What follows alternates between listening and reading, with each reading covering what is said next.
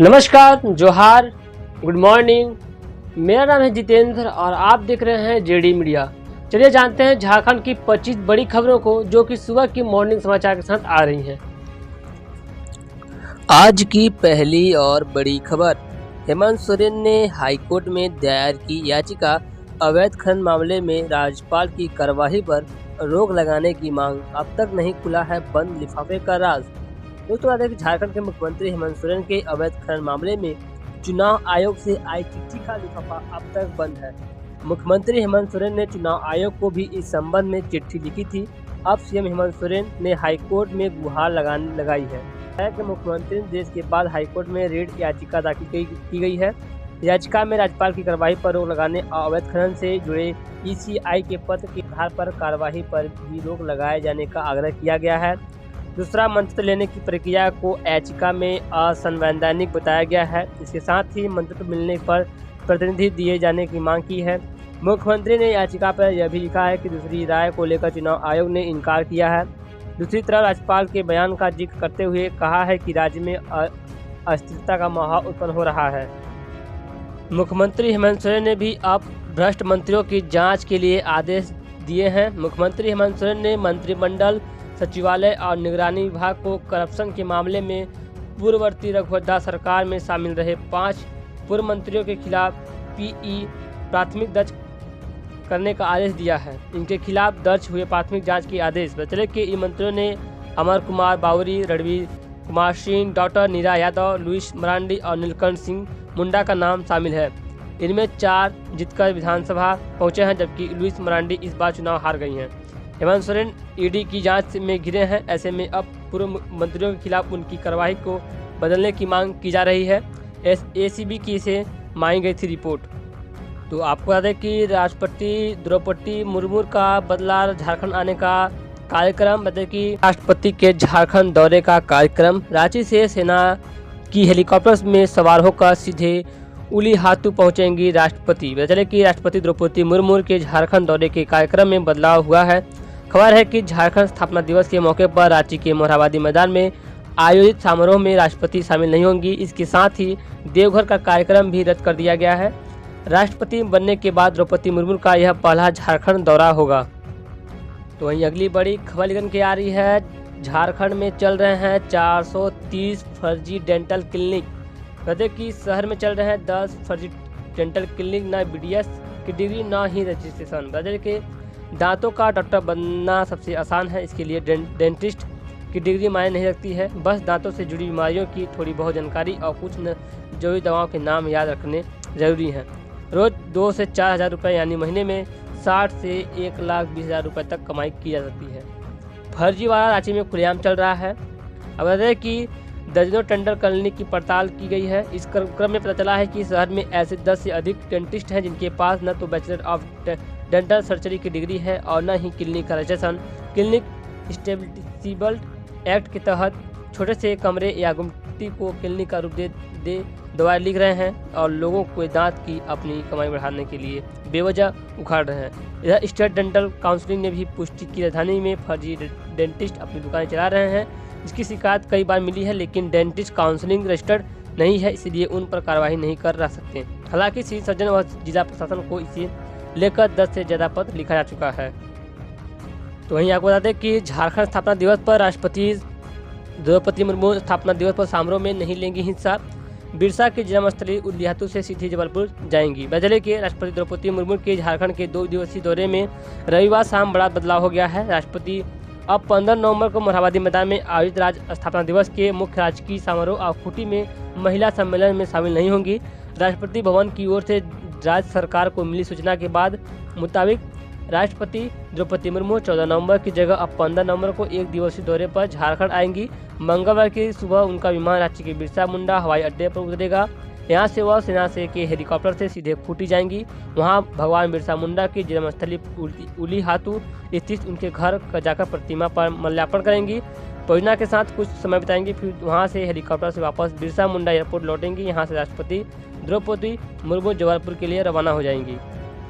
तो बताते चले कि क्या है झारखंड में स्थापना दिवस की तैयारियों का समारोह और कैसी चल रही है तैयारियां झारखंड में। बता की सुरक्षा में 3000 जवान तैनात रहेंगे। कल पूरे शहर की सीसीटीवी से निगरानी की जाएगी। मोरहाबादी में होगी 3 लेयर में सुरक्षा। झारखंड स्थापना दिवस पर 15 नवंबर को शहर में की सुरक्षा के 3000 जवानों को तैनात कर दिया गया है। सुरक्षा में कोई चूक न हो, इसे देखते हुए पूरे शहर की निगरानी सीसीटीवी से की जाएगी। इसके लिए पुलिस कंट्रोल रूम में एक टीम तैयार की गई है।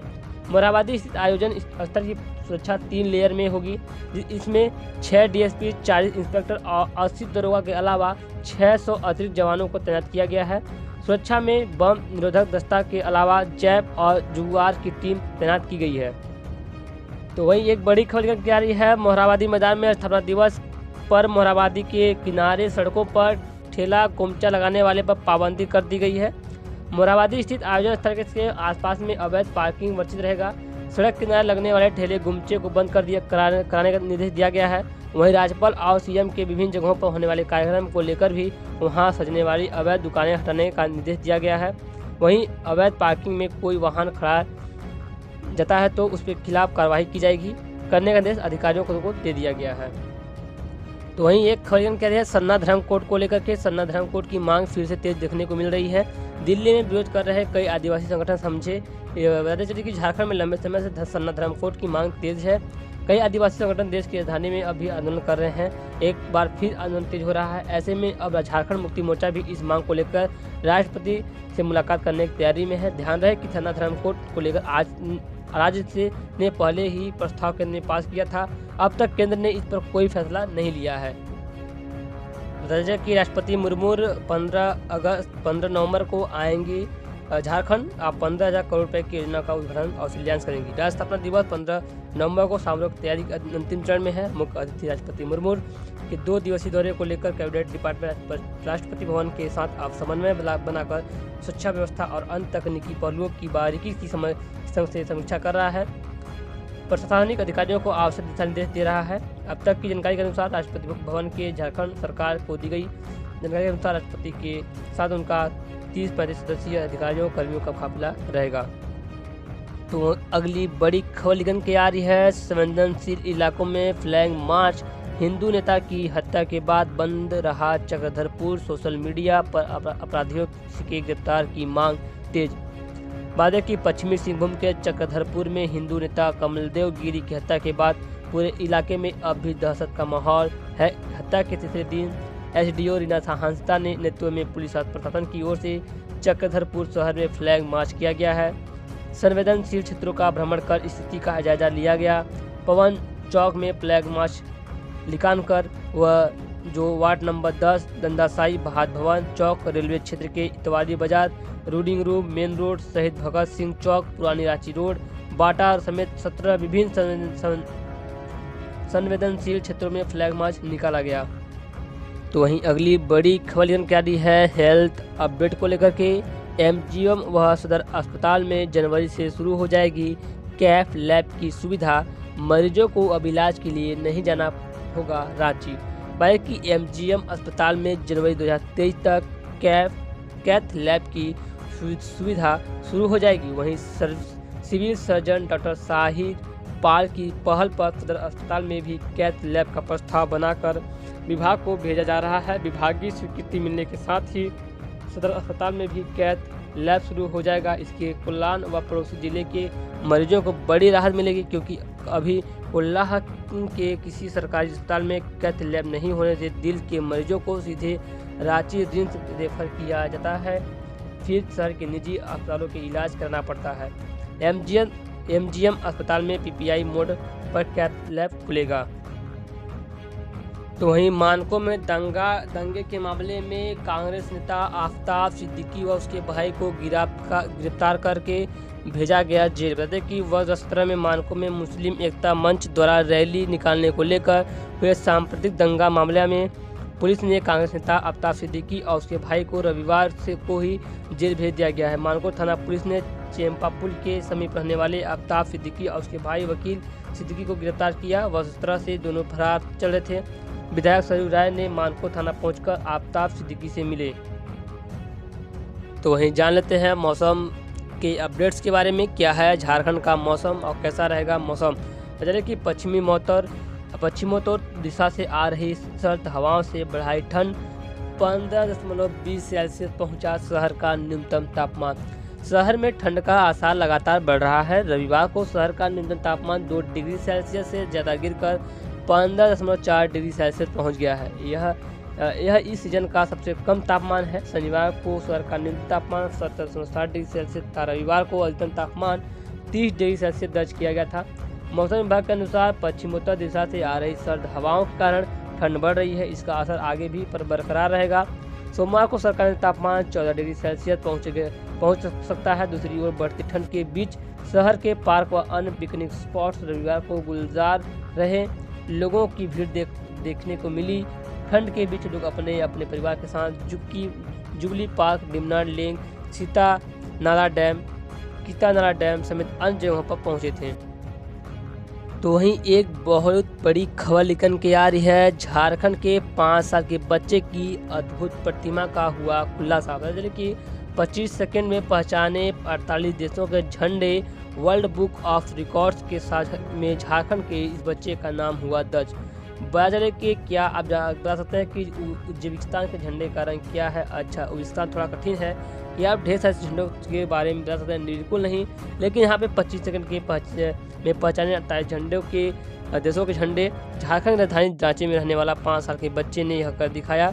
मात्र 25 सेकंड में 5 साल के एजत के नारसरिया ने 48 के झंडों को पहचान लिया। एजत की इस अद्भुत प्रतिभा ने राज्य का मान बढ़ाया है। उन्होंने रिकॉर्ड बनाया है और इस रिकॉर्ड को पहचान दी है world book of records London ने।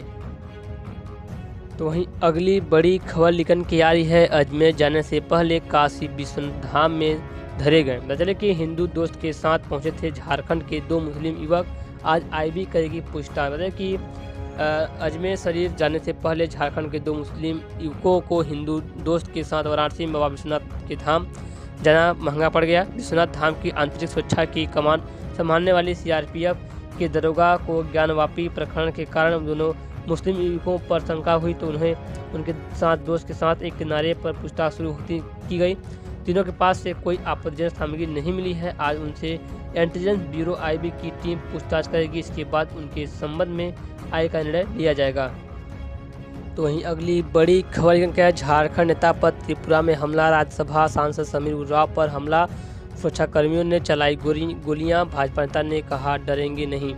भारतीय जनता पार्टी के वरिष्ठ नेता और सांसद समीर उरांव व त्रिपुरा में हमला किया गया। बताया जा रहा है कि टीआईपीआरएफ मोथा पार्टी के लोगों ने यह हमला किया है। समीर उरांव ने बताया कि हमला अचानक हुआ। अचानक लोग आए और लाठी डंडा लेकर मारने लगे। राज्यसभा सांसद समीर उरांव को भारतीय जनता पार्टी के त्रिपुरा की भी जिम्मेदारी दी है। वह त्रिपुरा के सह प्रभारी भी हैं। राज्य में राजनीतिक हलचल तेज है। पहले त्रिपुरा में भाजपा नेताओं को निशाना बनाया जा चुका है। अगली बड़ी खबर जानकारी है। कोडरमा में कटरियाटांड में बाइक सवार की मौत। विरोध में रोड जाम। बचले की नवलसाही थाना क्षेत्र के कोडरमा गिरिडीह मुख्य मार्ग स्थित कटरियाटांड के समीप अज्ञात वाहन की चपेट में आने से एक बाइक सवार की घटनास्थल पर मौत हो गई। मृतक की पहचान पुरानाडीह पंचायत के नवादा निवासी विनोद साहू पिता जगदीश साहू के रूप में हुई है। हादसे के बाद आक्रोशित लोगों ने सोमवार को कोडरमा गिरिडीह मुख्य मार्ग को जाम कर दिया। पदाधिकारियों के समझाने पर करीब 2 घंटे बाद जाम हटाया गया। इस घटना के बाद परिजनों का रो का बुरा हाल था। मृतक अपने पीछे पत्नी के अलावा एक 17 वर्षीय पुत्री एवं 2 छोटे बच्चे को छोड़ गया है। तो वहीं अगली बड़ी खबर क्या है। सरायकेला के 6 गुरु पद्मश्री पंडित गोपाल दुबे का निधन। बदले के झारखंड के रहने वाले सरायकेला के 6 नृत्य गुरु पद्मश्री पंडित गोपाल प्रसाद दुबे का निधन हो गया है। सरायकेला के 6 गुरु जी गोपाल के प्रसाद दुबे 65 वर्ष के हो चुके थे। जैसे कि इनका सोमवार को निधन हो गया। पंडित गोपाल 12:45 बेंगलुरु के अपोलो अस्पताल में अंतिम सांस ली। पिछले कुछ दिनों से अस्वस्थ चल रहे थे। उनके निधन से सरायकेला समेत सभी 6 कलाकारों में शोक की लहर है। 6 कलाकारों के साथ साथ आम लोगों ने भी पंडित गोपाल दुबे के निधन पर गहरा शोक व्यक्त किया है। कला के क्षेत्र में उल्लेखनीय योगदान के लिए पंडित गोपाल दुबे को वर्ष 2012 में भारत सरकार ने पद्मश्री पुरस्कार से सम्मानित किया था। इसके अलावा वर्ष 2013 में उन्हें संगीत नाटक अकादमी पुरस्कार से सम्मानित किया जा चुका है। पंडित गोपाल दुबे देश विदेश में 6 नृत्य का प्रदर्शन कर चुके थे। तो वहीं अगली बड़ी खबर लिखकर क्या रहे हैं, हाई स्कूल नियुक्ति प्रक्रिया 2016 का सुप्रीम कोर्ट ने किया रोक। वजह कि रांची सुप्रीम कोर्ट ने अवमानना मामले में सुनवाई करते हुए JSSC द्वारा चलाई जा रही हाई स्कूल नियुक्ति प्रक्रिया 2016 पर रोक लगा दी है। इसके साथ ही राज्य सरकार को नोटिस जारी कर जवाब मांगा है। इस मामले में अगली सुनवाई 28 नवंबर को होगी। सोनी कुमारी ने अवमानना याचिका दायर की है। राजीव कुमार चौरसिया व अन्य ने IA दायर की है। जस्टिस MR शाह व जस्टिस हिमा कोहली की खंडपीठ ने सुनवाई की है। खंडपीठ ने सरकार को आदेश दिया है कि फैसले के अनुसार ही नियुक्ति की जानी चाहिए। तो वहीं एक खबर चाईबासा से निकल के आ रही है, लाभार्थी सम्मेलन में शामिल होने रेल राज्य मंत्री चाईबासा आ रहे हैं। भारत सरकार के रेल राज्य मंत्री राव साहब दानवे एवं एक दिवसीय दौरे पर चाईबासा पहुंचे। वे सरायकेला टाउन हॉल में भाजपा की ओर से आयोजित लाभार्थी सम्मेलन में शिरकत करेंगे। दोपहर 3:30 से 4 बजे तक इस कार्यक्रम का आयोजन किया गया है। तो वहीं अगली खबर लेकर के आ रही है, रांची के सदर अस्पताल में बड़े पैमाने पर होगी बहाली। इस पद के लिए सबसे ज़्यादा सीट खाली है। बता चले कि सदर अस्पताल में चिकित्सकों से लेकर सफाई कर्मियों तक के पद बड़ी संख्या में खाली हैं। ऐसे में नए सुपर स्पेशलिस्ट भवन में मरीजों का इलाज संभव नहीं है। 10 नवंबर को 500 बेड वाले अस्पताल का हैंडओवर तो लिया गया, लेकिन यहाँ इंडियन पब्लिक हेल्थ स्टैंडर्ड्स नियमों के हिसाब से डॉक्टर और पैरामेडिकल स्टाफ की भारी किल्लत है। नियमों के हिसाब से 500 बिस्तर पर 628 मेडिकल स्टाफ होना चाहिए, लेकिन अस्पताल की यह ओर से अभी 562 स्टाफ की जरूरत बताई गई है। फिलहाल यहाँ 378 कर्मचारी का अंतर है। दोस्तों फिलहाल खबरों में बस इतना ही है। तो कुछ आज की सबसे बड़ी और ताज़ा खबर जो कि सुबह के साथ आई, तो मुझे खबर पसंद खबरों को शेयर कर दे और अभी तक चैनल सब्सक्राइब नहीं किया है, चैनल सब्सक्राइब करके बेल आइकन प्रेस कर ले। ऐसे ही कर पाने के तो बने हैं JD मीडिया के साथ। जय हिंद, वंदे मातरम।